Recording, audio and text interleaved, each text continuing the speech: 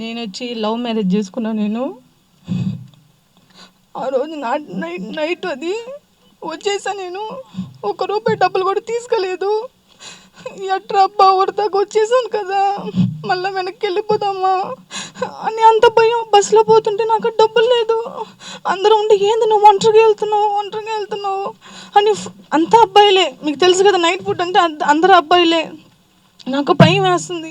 ఏం చేయాలి ఏం అర్థం కాల.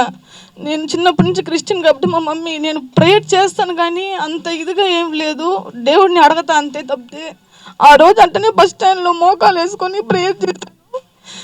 మా కళ్ళ ముందరనే ఆ నుంచి ఒక అన్న వస్తున్నాడు. అన్న అంటే అంకుల్ అనమాట, బ్లాక్గా ఉన్నాడు ఆయన. ఆయనే వచ్చి నువ్వు ఎందుకమ్మా ఇక్కడ ఉన్నావు, నేను నీకోసం వచ్చాను అని చెప్పేసి ఆయన బస్సు టికెట్ అన్నీ తీసిచ్చేసి ఇంటికి పోయేదాకా ఆయన లేకపోతే ఆ రోజు రాత్రి నేను ఏమైపోయి ఉంటానో నాకే తెలియదు అసలు. ఎందుకంటే దేవుడు అంత మేలు చేశాడు నన్ను.